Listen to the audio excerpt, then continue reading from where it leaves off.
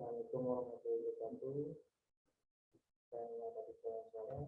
Saya membawakan materi tentang prototyping.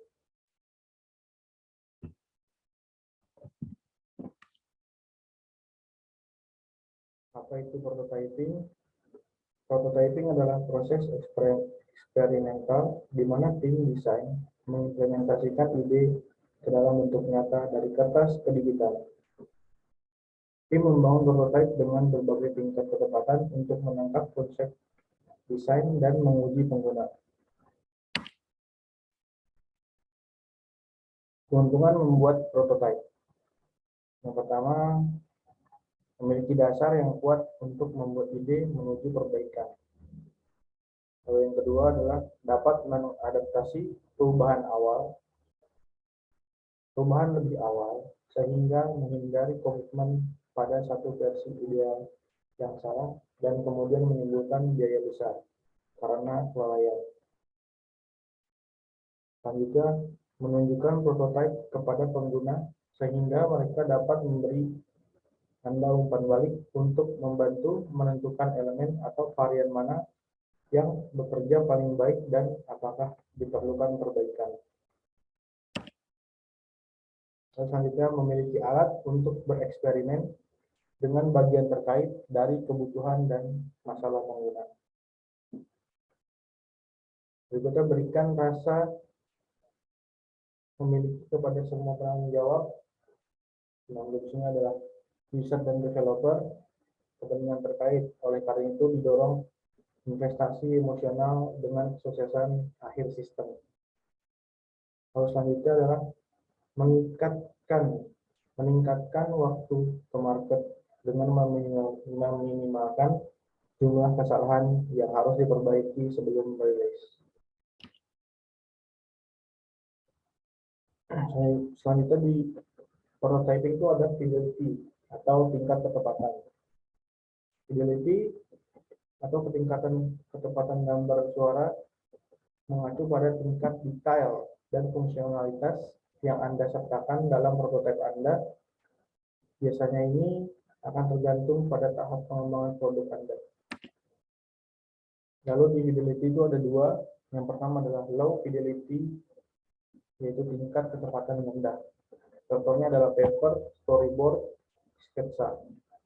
Kelebihannya adalah cepat dan murah, sekali pakai, mudah untuk membuat perubahan dan menguji iterasi baru, lalu memungkinkan tampilan keseluruhan produk secara cepat. Lalu siapapun dapat memproduksinya sendiri. Lalu mendorong pemikiran desain karena prototipe terlihat belum selesai.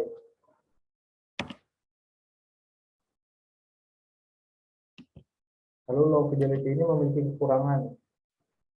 Yang pertama adalah kurangnya realisme, sehingga pengguna mungkin kesulitan memberikan umpan balik.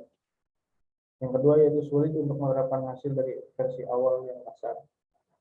Yang ketiga, mungkin terlalu mendasar untuk mencerminkan pengalaman pengguna produk, jadi dapat menyederhanakan masalah yang kompleks. Yang keempat adalah kurangnya interaktivitas membuat pengguna kehilangan kendali langsung. Pengguna harus membayangkan bagaimana mereka akan menggunakan produk.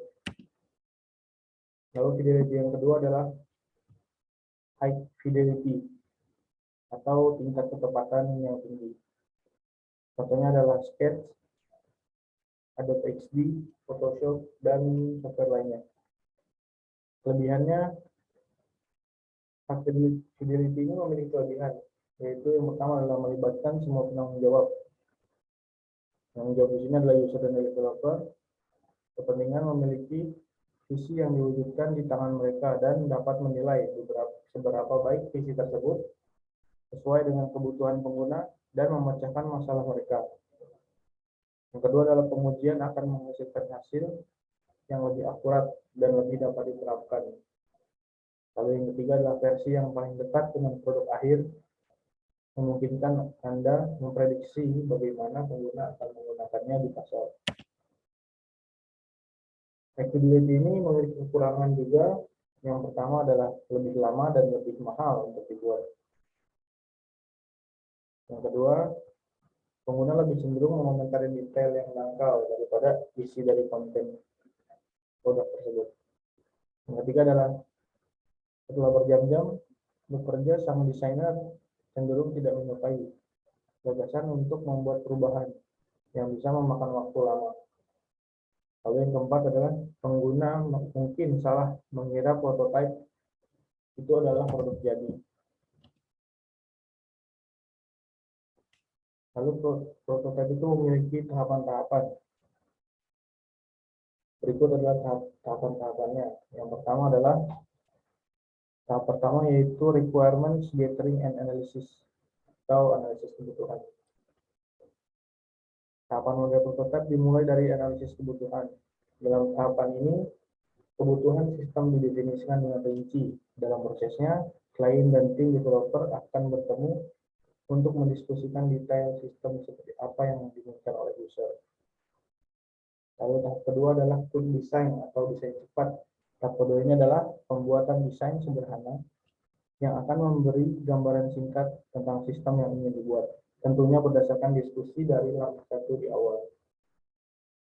Jadi tahap 2 ini berdasarkan langkah pertama.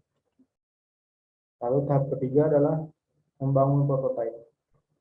Setelah desain cepat disetujui, selanjutnya adalah pembangunan prototipe sebenarnya yang akan dijadikan rujukan tim programmer untuk pembuatan program atau aplikasi. Lalu tahap keempat adalah user evaluasi, yaitu evaluasi pengguna awal. Pada tahap ini, sistem yang telah dibuat dalam bentuk prototipe dipresentasikan kepada klien untuk dievaluasi. Selanjutnya, klien akan memberikan komentar dan saran terhadap apa yang telah dibuat. Lalu yang kelima adalah refining prototype, memperbaiki prototype. Jika klien tidak mempunyai catatan revisi dari prototipe yang dibuat, maka tim bisa lanjut pada tahapan ke-6. Namun jika klien mempunyai catatan untuk perbaikan sistem, maka fase 4 sampai 5 akan terus berulang sampai klien setuju dengan sistem yang akan dikembangkan. Lalu tahap terakhir yaitu tahap ke-6 adalah implement, product, dan maintenance atau implementasi dan pemeliharaan. Pada fase akhir ini, produk akan segera dibuat oleh para programmer berdasarkan prototipe akhir. Selanjutnya, sistem akan diuji dan diserahkan pada klien. Selanjutnya adalah fase pemeliharaan agar sistem berjalan lancar tanpa kendala. Baik, terima kasih. Itu saja yang bisa saya sampaikan. Kurang lebihnya mohon maaf. Assalamualaikum warahmatullahi